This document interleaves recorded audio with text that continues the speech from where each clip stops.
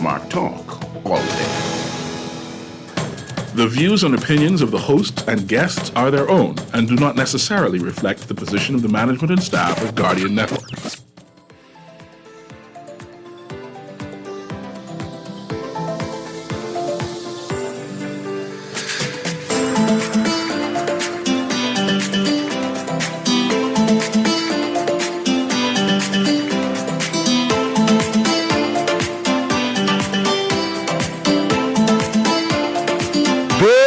And welcome to Guardian Radio AM and on the clock mashup man down Wednesday. Of course, what that means that Aaron Green is joining me and we are talking and analyzing the news. We have one or two topics that we want to analyze and we wonder, did you notice this?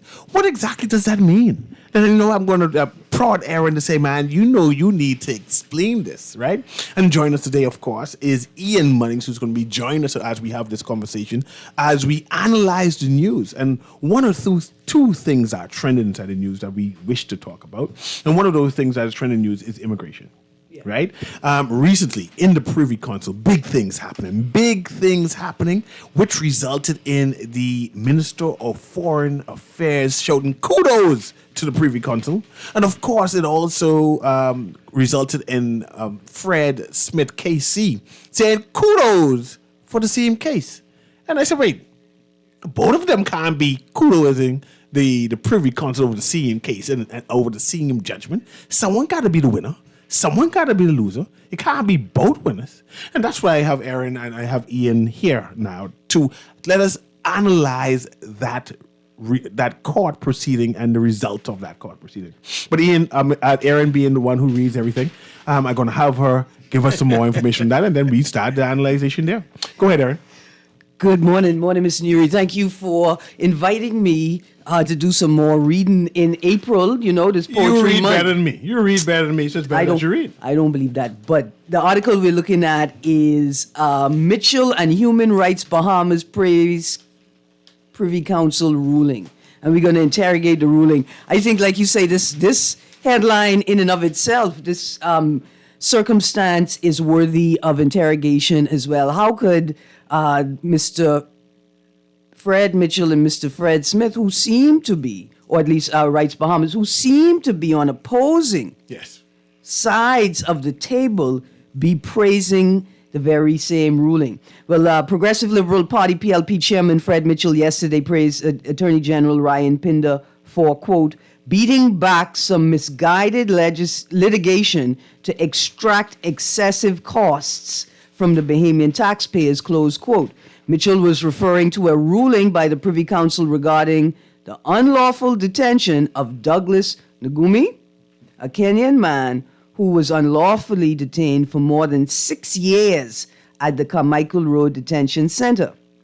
Human Rights Bahamas said the ruling, once and for all, clarifies the law regarding detention practices. Now, you guys say, Mr. Newry, that in and of itself, if we just start right there, we don't even have to go to the case yet, right? The human rights group is saying, once and for all, which means now we have a Privy Council. We've gone to the final court of appeal. Go ahead. We have a ruling. A guideline. Right. For the future that clarifies the law regarding detention practices. And we know that this is an issue that human rights advocates, but Rights Bahamas in particular, has been advocating around for decades. But stick a pin right there. Yeah. How many times you have heard of persons being detained in Her Majesty's prison seemingly indefinitely, but that we seemingly forgot that they were there? And later on, they come out and sue the government, say, man, sue us as the Bahamian people. They say, man, I've been held here for so umpteen amount of years, and nobody seems to remember that I'm here. I've heard about some that you hear about everything. I've heard about some that we haven't heard about in the media. This is a common thing. Yeah, more than my two hands could count. Yes. So my question, I know you're going to delve more on it. How much does 6 years being locked up, not being charged with anything, worth? Boy, I got that article right here. 700 something. Okay, so Mr. Nagumi sued the government and was initially awarded $641,950 in damages.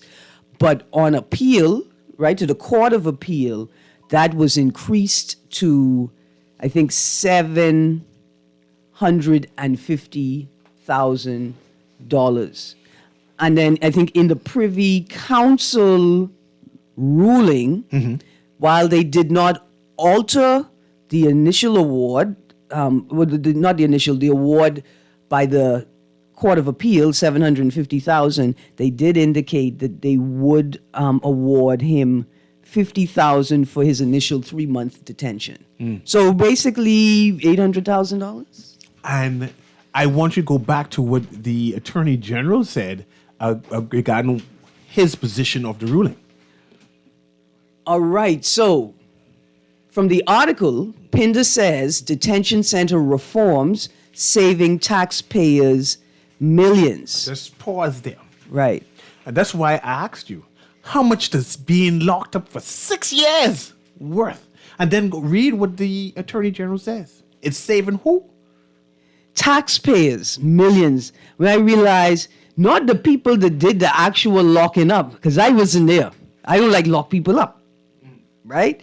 But us, the taxpayers. So let me start right at the top. Attorney General Ryan Pinder said on Thursday the government introduced, quote, reform mechanisms, close quote, at the Carmichael Road Detention Center to ensure that the law is followed and deal with undue delay in the deportation of detainees. The Attorney General was responding to a recent Privy Council ruling that said that the government must or should move expeditiously when deciding whether to deport people accused of violating the Immigration Act within 1 to 2 days. Otherwise, the lawful basis for the continued detention of the detainees falls away. Now, this is the Attorney General. Here's a quote, guys. In fact, on coming to office, I must have had 8 to 10 habeas corpus matters in front of me. Can I pause you there again? Yeah. You said you know about at least 2 handful worth of cases. Yeah. And from what I'm inferring from what you read just now, the Attorney General is saying that there's about 8 to 10 cases pending, probably. The habeas corpus. No, let's be. I just inferring. I ain't He saying said that. when he came to office, that's Yeah. what he meant. Yes. As the Attorney General. 8 to 10 cases. Yeah. Okay, go ahead. He said 8, 10 habeas corpus matters in front of me at the detention center where there was such a delay in deportation, That's a problem. said Pinder at a press briefing. He continues, think about this.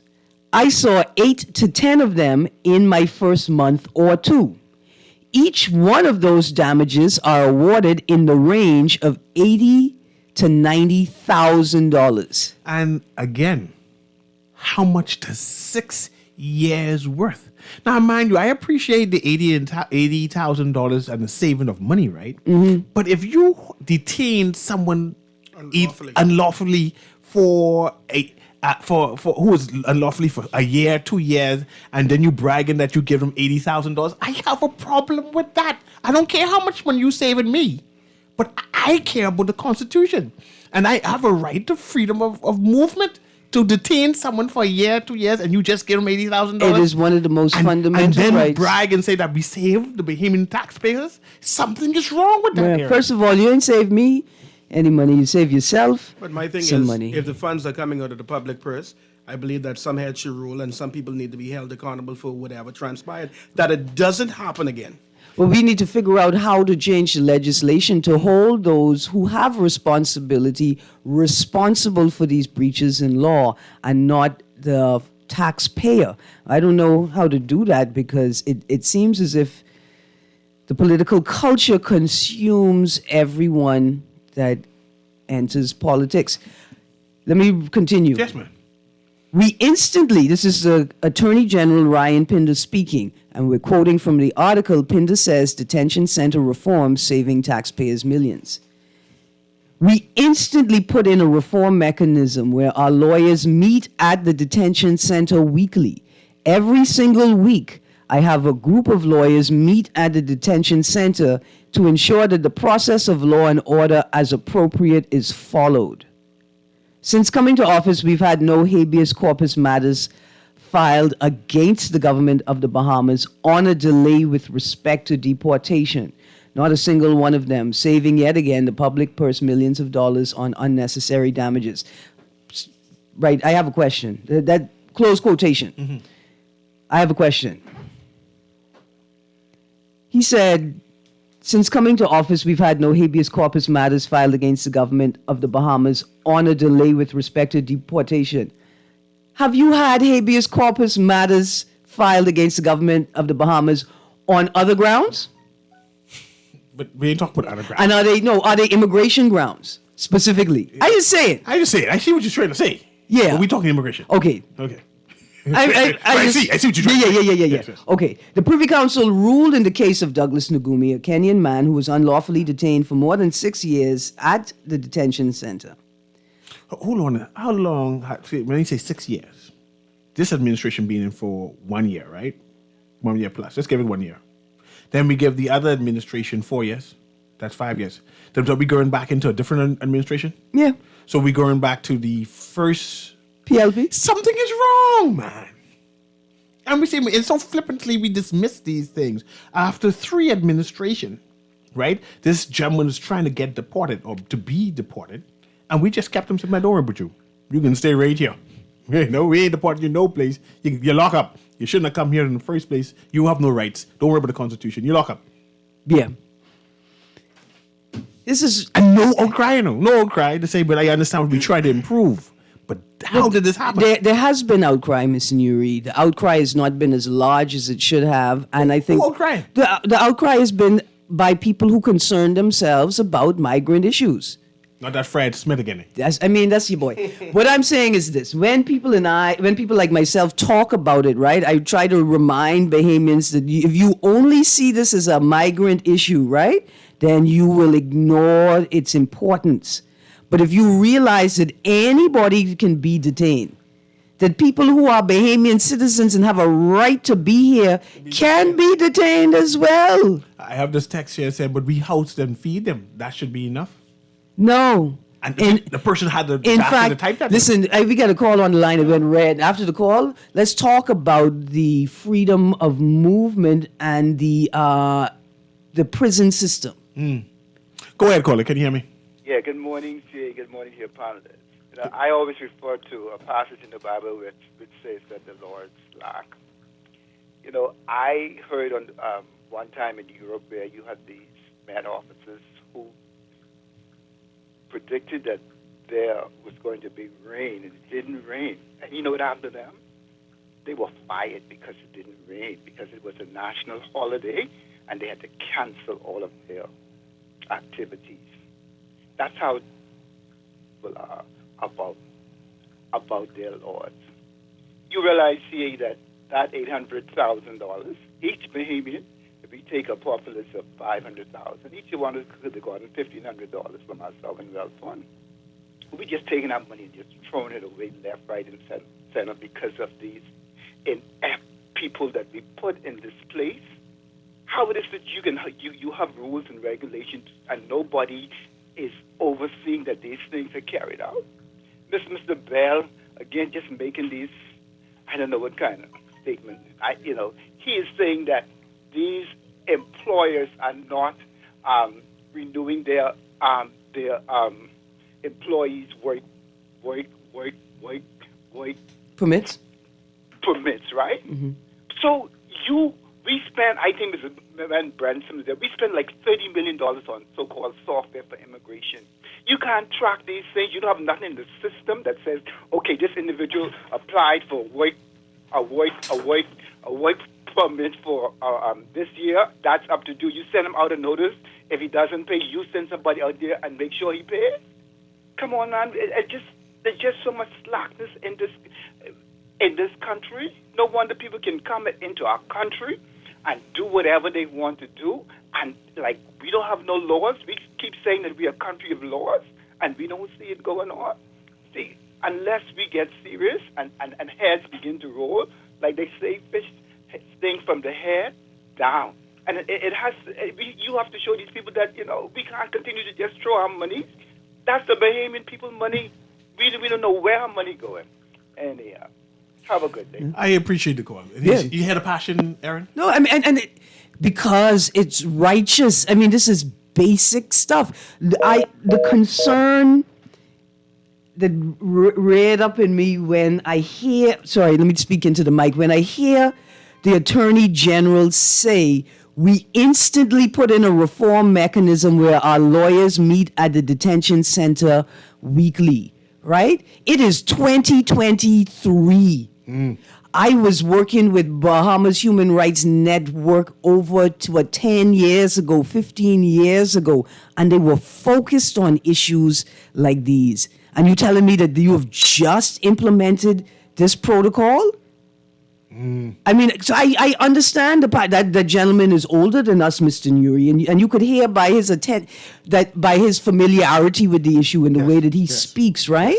Yes. These are things that people who are not even familiar with the advocacy world just expect. We have another telephone call, Aaron. Go ahead, caller. Can you hear me? Yes, I can hear you. Go ahead. Good morning. Good morning. I agree with the previous caller, the gentleman, right? Why is the onus being put on the citizenry when we have hired, the authorities, put them in place, pay them a salary to enforce our laws, right? You're telling me when a work permit has expired, there's no red flag in the system? Who's monitoring these things, And at the end of the day, as we can see, the taxpayer is getting taxed because of lack of enforcement, and that's not acceptable. You can't come out there and say the employers. It's on the onus is on the authorities to do their job. And I hear right? you. I hear you, caller. And when work permit holders see that no one is checking, that is why you have a person applying or an employer applying for a certain kind of permit, and the person that has received the permit sees that neither the employer or the authorities are checking, they're working all over the place, right? And doing what they feel because slackness is so prevalent, right? Yes. And at the end of the day, we, the taxpayer, have to continue to pay increasing taxes. We have to be more efficient in this country and do our, I always tell a friend of mine, it's like, nobody want to work, but everybody getting paid. It has to change. And, I think me, in particular, being trained in the finance area, I think that if we are more efficient, and this doesn't just happen in the Bahamas, it's all over the world, but we're talking about the Bahamas because that's where we live. That's our country. We are the taxpayers, right? We have to stop this foolishness, party politics in everything, right? And run our country properly so that all of our citizens benefit. Thank you very much, caller. I appreciate that. Thank you. And Aaron, one of the parts what I have concern is it's the flippancy on the response of our ministers. We see the highlighting what the issue is, but it's quickly dismissed. Let me I see we have another caller there, producer, but I would just like to say this, and hopefully the producer hear me and we go right to the caller, maybe even cut me off so I wouldn't say the whole thing. I am surprised that the Minister Keith Bell and the former Minister Ellsworth Johnson, who have, prior to their career in politics, worked around these areas, right? Like, I am surprised at what it is they are producing for us. I'm just stunned. And so I can appreciate people are less frustrated with the fact that migrants are trying to live and work, and more frustrated with what appears to be a dereliction There you go. and There inefficiency you go. to the point of ineffectiveness by the government. That's what is really frustrating, It's frustrating. people. Let's go to the caller. Go ahead, caller. Can you hear me? Good morning, caller. Caller, you there? Go to the next one, producer. Can you hear me now? Caller? Line slide up if we can't hear anyone. No problem. I'll call back to the lines and we'll be happy to connect you. Let's repeat those numbers for them, Mr. Nice of you Newry. to calling back. 323-6232, 325-4316, 325-4259. And for our non-New Providences, we have a new number, 242-300-5720. Let's go to that caller, producer. Go ahead, caller. Can you hear me? Yes, I can.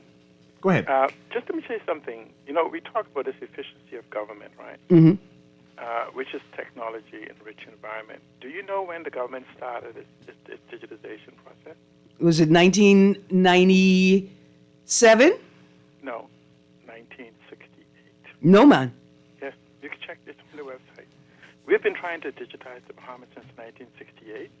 We started with a huge investment for $10 million with a website that is the slowest, sluggish, whatever it is, in 2011 or something of that sort, right before BTC sale with the Singaporean people.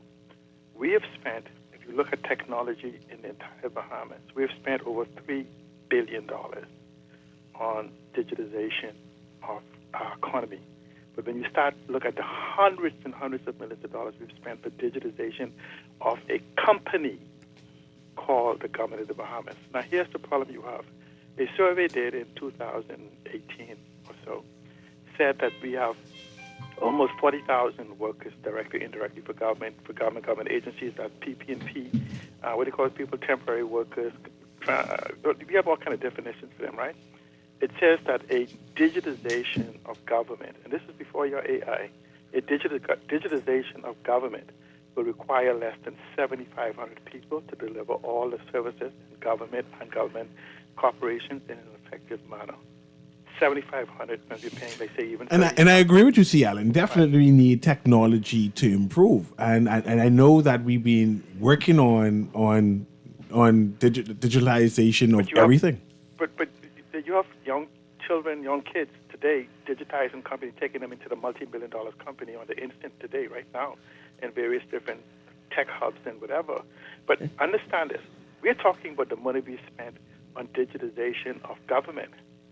We have yet to begin the digitization of the economy. If the economy, in spite of if government is garbage, that will force the growth and expansion of our economy. I get you, C. Allen. Yeah, I mean, C. Allen's right. What can we say about all of this? We should be further ahead now. We should be, and it sort of takes us back to the AI conversation. Producer, let's go to that caller right away because we missed one. AI is only what humans feed it. Yes. Go ahead, caller. Can you hear me? Hi, good morning. Good morning. Hi. I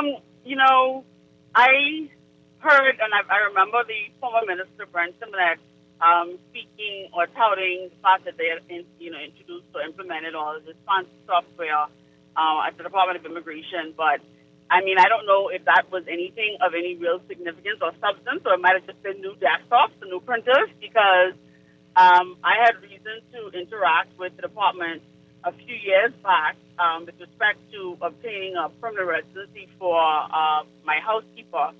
And if you go to the immigration department and you don't have, number one, a file number for your case, and number two, if they can't find the file, find the physical file, they will not be able to accommodate you or handle your request that day. And they have to locate the physical file before they can assist you.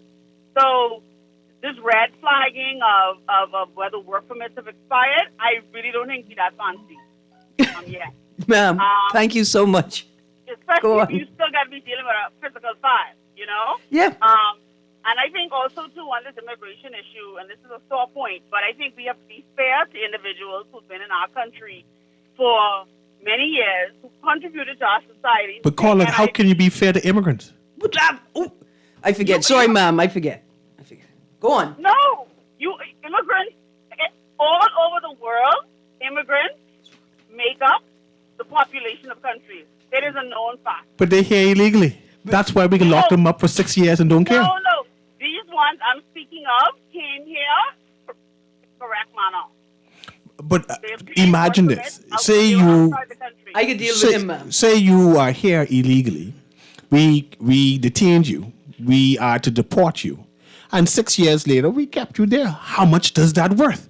You know, I we, agree with question you on is, that. I was agree illegal? something is wrong there. That is something is wrong there. That has to be fixed. and we are bragging that we give them $50,000 and $40,000 for keeping them for 8 years plus. You know, something is wrong with that. Ma'am, thank you. Thank you very much, Cole. Yeah, thank you, Mr. Newry. Why you did that to me? No, man, I gotta invoke emotions because we Okay, are good. dismissing. We are dismissing the point. You know? You evoke a lot out of me just now. But we, looks like we have another caller. Yeah, let's go to the And then caller. I want you to respond. Yeah, yeah. Good morning. Go ahead, caller. Caller girl once. Go ahead. I hear you. Good afternoon, Mr. Newry. Good afternoon. How you doing? I'm all fine. Newry, you know, I keep telling those, I can beat this in knowledge. The morals of school got this country destroyed. 80% of people in our parliament are lawyers. They know exactly what they're doing.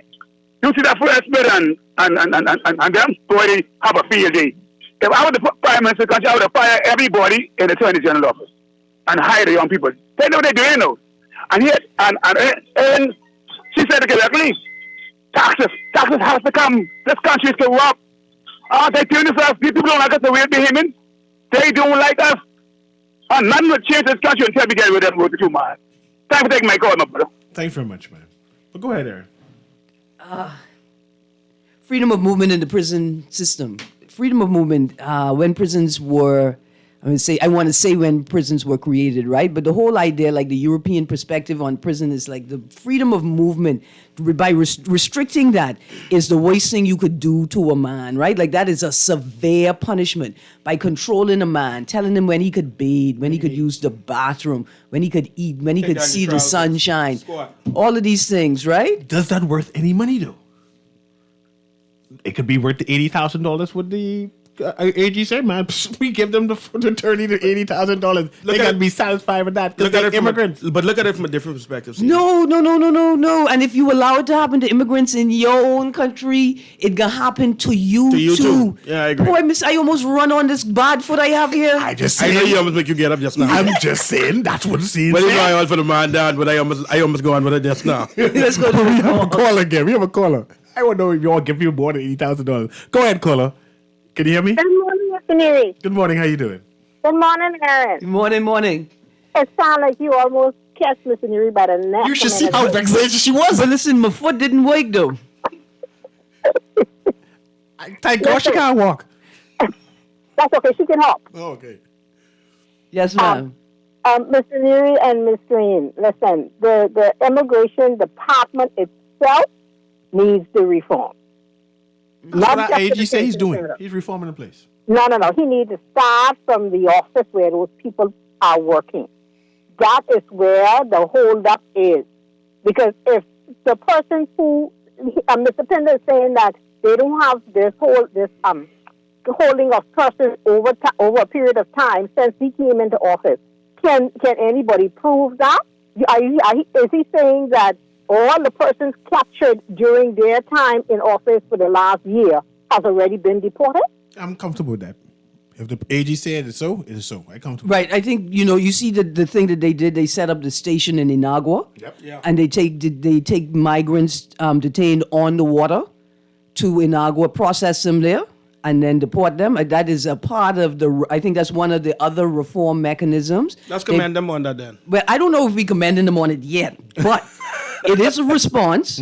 It does speak to the issue that was addressed by the Privy Council about the speed with which you process them from detaining to the deportation order to actual deportation. So that's why Fred Smith's so happy. I don't know. I don't understand- think so.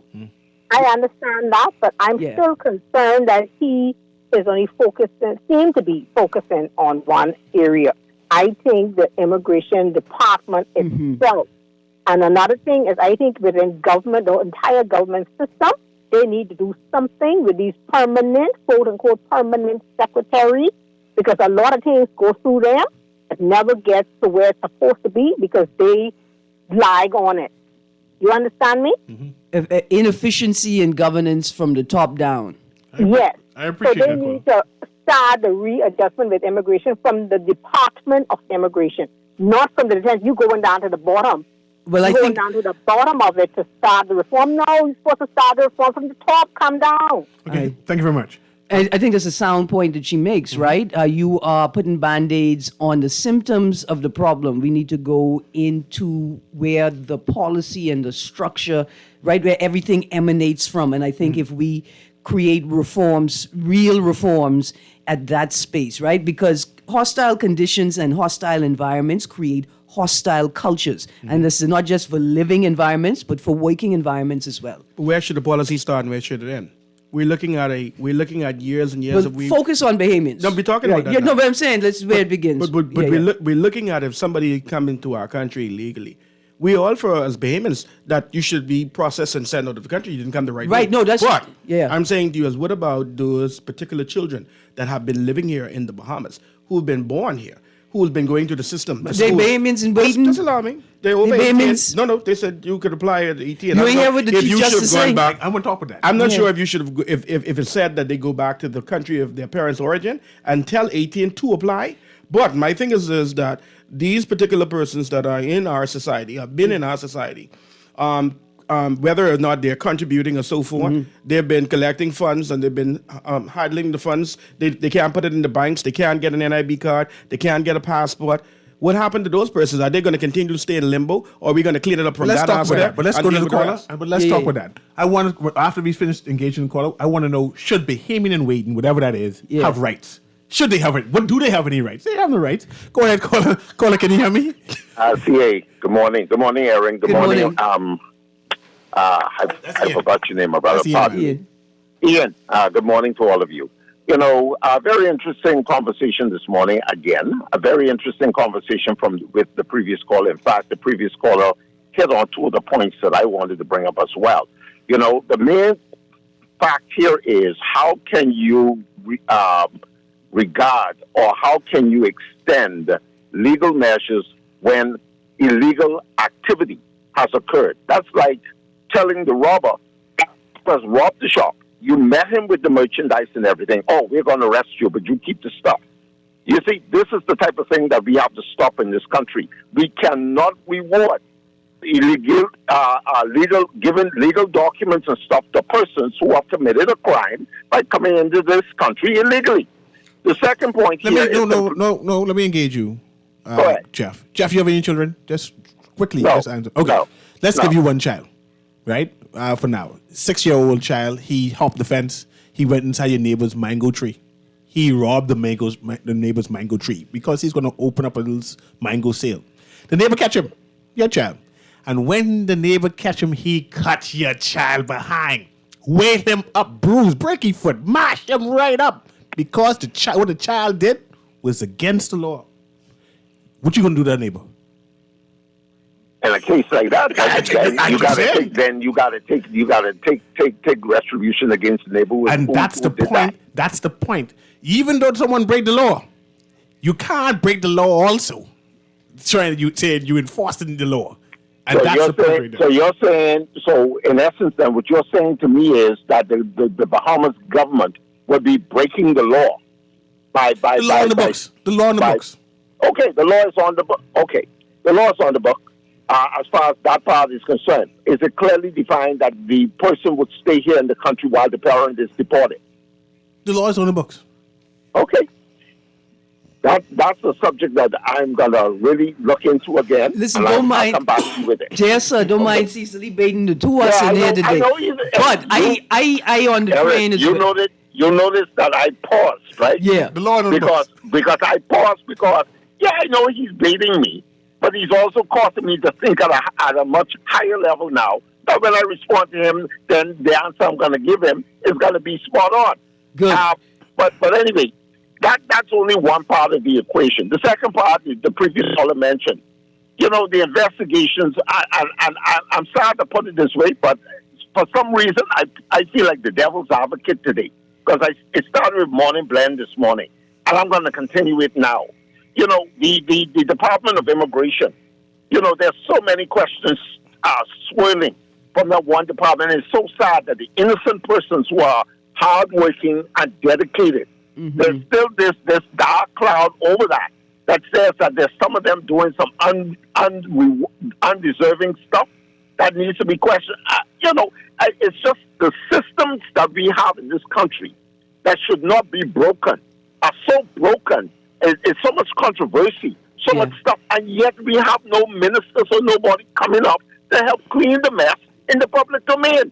How are we as a society supposed to suspect that everybody hired, not just in immigration, but many of these are other ministries, that they are Jeff, doing what they are supposed to be doing according to the law?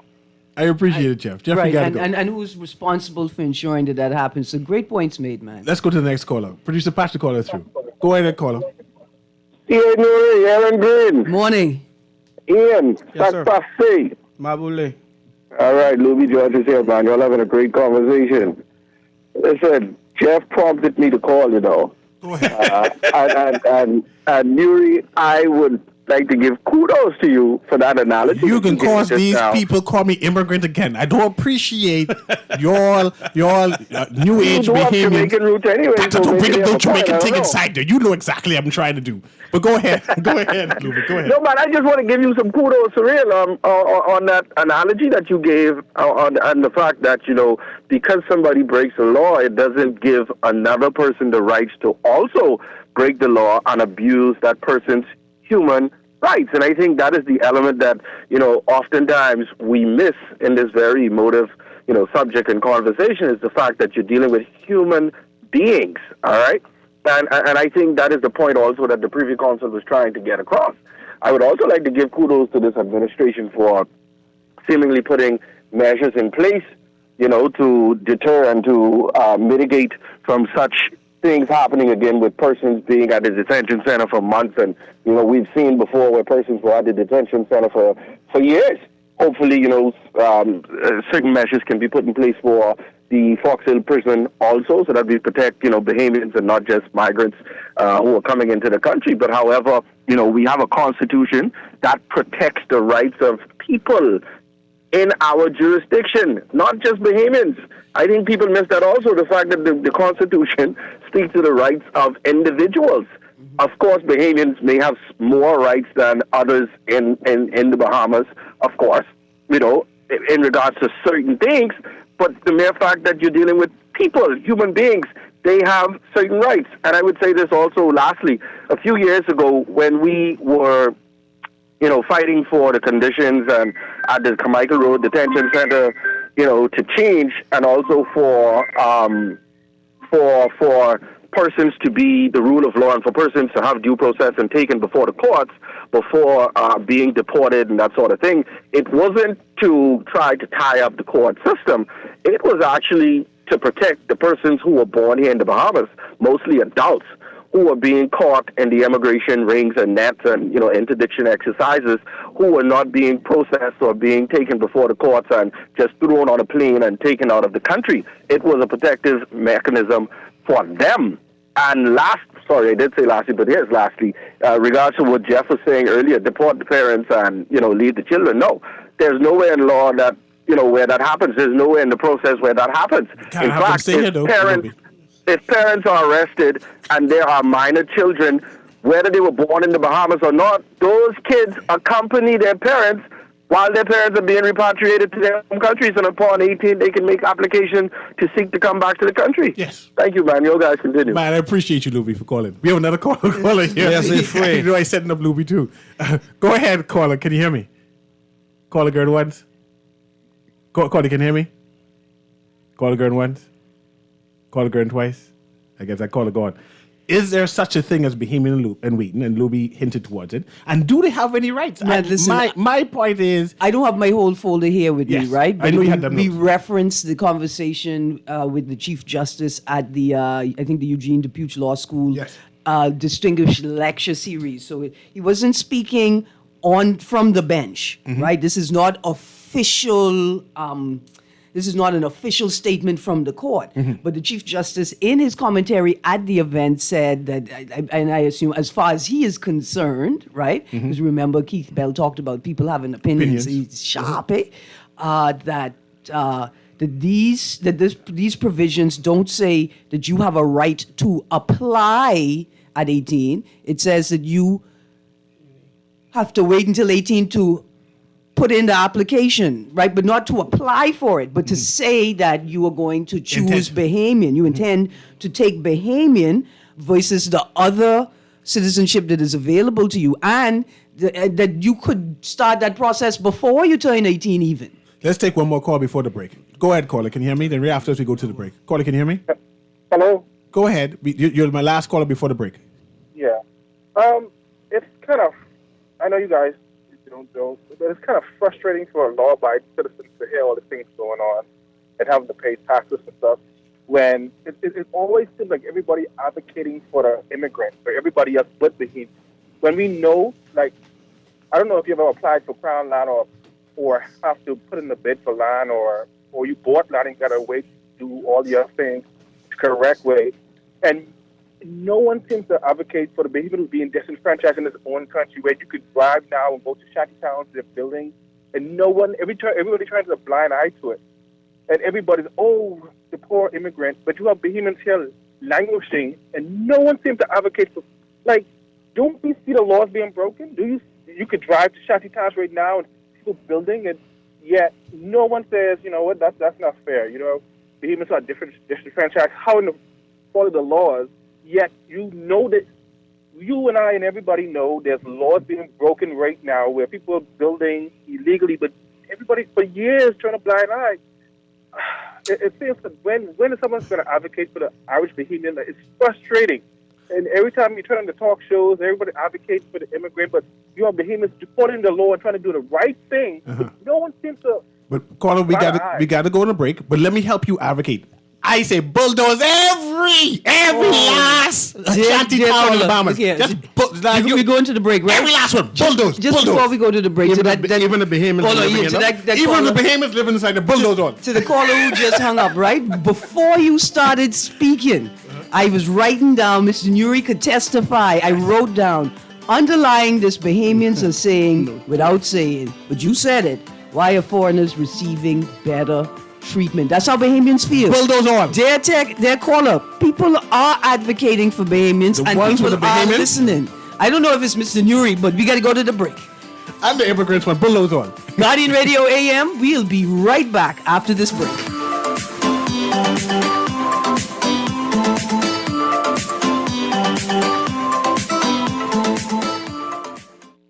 Girl, you see how Cora eye look funny, all black up yesterday? But she say she bumped into a wall when she's running after the churn them. Yeah, but last Saturday, you see her arm was all black and blue, right? So what you saying? You think something wrong between her and Jack? I ain't sure, but you know Jack is a jealous man. I hear him and Cora last Friday. I hear him say he hear Cora have eyes for Junior. Now you know that ain't true. Cora is a good woman, does mind her business, take care of them churn, and go to church every Sunday. So what you think we should do? I think we should report Jack, you know. Cora don't say nothing, but silence hides violence, and we don't want to line up in the cemetery. Not me. I ain't getting in nobody business. Then Jack come after me and I land up next to Cora. No, man, we could call a text crime stopper. And remember, we can even get some grocery money for our tip. Remind me again, how does this work? We can call them in Miami at 328-TIPS or 328-8477. Or when we in the island, call toll free at 300-TIPS or 300-8477. And if you don't have no minutes, use the Crack Crime Bahamas app and we could text them and the messages get all mixed up before it leave your phone so nobody can know what you saying. So what we waiting on then? Let's go earn some grocery money.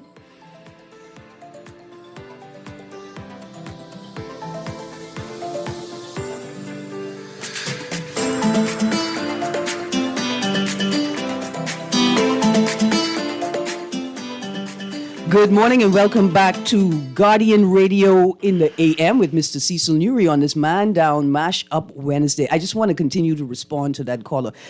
Dear caller, I appreciate the frustration that you are expressing. I say this on my show all the time. I pray that somebody would advocate for the Bahamian people the way that Sandy Sands, the Bahamas Hotel and Tourism Association and tourism workers lobby for tourism, right? Bahamians are frustrated, not at Haitians. They ain't mad at Haitians. They are frustrated that systems in their country don't work. And they're saying with the myriad of issues that are out there, why does it seem like those that say they are advocates are only focused on issues that benefit them? No, the migrants face, right? And I want to say to those people, I'm with you. When I realized who I was, I also realized I had to advocate for myself. I realized that nobody else was doing it. And if I wanted it done, I would have to do it myself. We also have to start getting up and advocating for ourselves. That's not to discount the frustration or, the interrogation of government systems. They're not working, they're not effective, they're not efficient. But if you allow these atrocities and breaches to happen to foreigners, they are going to happen to you and citizens in your own country. We have more callers here. Producer Patch to call her through. Good morning, caller. How you doing today? Yeah, good morning again, right? Mr. Newry and Ms. Green. Louis seemed pretty bold, right? But, I'm kind of vexed with the media for this. Nobody has sought to ask Mr. Luby on air and catch him off guard. Where is his allegiance lies? That's what I'm saying. Where's his allegiance, right? That's what I'm saying. And so he's saying our country, we have a constitution. But the human rights, like the last caller highlighted the way I feel also. Who is advocating and buffering against, for the Bahamian people? And so, it's all well and good, right? Let me give you a perfect example. There's a Haitian lady in the corner, is a friend of mine for like over 30 years. I go to her, we know children, cousins, everything. Now, I went there in the rain yesterday, and I had on a raincoat, and I had the hood pull over. She know me well, the daughter knows me well. But apparently her brother, who's a newcomer, he looking at me in such a way. So I had to let him know, you are the stranger, my brother. Okay? So this is what we're going through. So I don't know who he is, whether he was in the army, whether he was in jail, whether he's a Batiman, whatever. I don't know nothing about him. So the fact that we have these people coming here, whether they're coming on the plane or not, immigration is not moving around doing what they're supposed to do. Well, thank you very much, caller. Let's go to the next caller. Producer Patrick, call through. Go ahead, caller. Caller going once. Can you hear me? Nothing? Let's go to the next one. Caller going once. Yeah, I see you had to call back. See, let me just ask you a question. Go ahead. If somebody's caught in the Bahamas who is illegal, what should be done with them? You go to the courts, eh? No. That's the law. That's what the law says. What the law says. I remember as a man to follow the law. Yeah, you can't just send them in the country. You have to go to the court. Okay, You detain them. Okay, after they would have gone to the court, right? Mm-hmm. And they have found to have illegally entered the country, right? Right. Mm-hmm. They should be deported, right? What happens is the magistrate may ask for them to pay a fine, and or if not, then they would have immediate deportation out of the country. Right. And so what should happen to their children? Oh, these people have children? You mean the Yeah. ones that are living Well, here, or are you talking about ones with... No, I'm saying if they have children in the Bahamas, Mm-hmm. should they be deported and their children? The law speaks on that. The law doesn't separate children from their parents. They get deported with the parents. With the Right, parents. so However, what- those children have rights. Rights at 18. No, they have rights. They have rights. They have Between rights. 0 to 18. Not just 18, CA. they have rights because they were born here. Not just that. No, we have where? we have documentation of Where parents. in the Constitution does it give them rights? There's here's what happens, right? There's the Constitution and then there's the Nationality Act. The provisions of the Nationality Act are presumed to be constitutional until they are shown to contravene the Constitution, right? And so while you were saying, where is it in the Constitution, until those provisions of the Nationality Act are shown to be unconstitutional, So they stand as good law. What are the provisions in the Nationality Act that gives these children legal status in the Bahamas? Okay, so let's go through a couple of things, right? The first thing is this. What I'm going to say to you is that the Nationality Act, I think it is Article 6, because the last conversation we had, the gentleman asked to referenced Article 5. I think it's Article 6. But parents can go to the relevant agencies, immigration, and they could have their children registered before they turn 18. I think it is at 18 when you become an adult that you have to make a determination of whose country, which citizenship you're going to take on. They wait until 18 till you become an adult and you make the decision. But from you're born, right? From you're born, and this is what I infer from the Chief Justice's comments at the Eugene DePuch lecture recently, right? A couple of weeks ago, is that you are a Bahamian and you also have the citizenship of the other country, the Bahamas allows you to hold that until you're 18, when you're an adult and you could make the decision over which one you choose. We have heard in the public domain parents get up and say, oh, I done been to immigration and registered my child. Yeah, we go abroad. Yeah, we live in the States. But I went in and I didn't wait until 18. And you can go in and do that. The question is, why aren't Haitian migrants doing that? That's the question for me, caller. Okay, move on. Let's see if this is the last caller. No one there?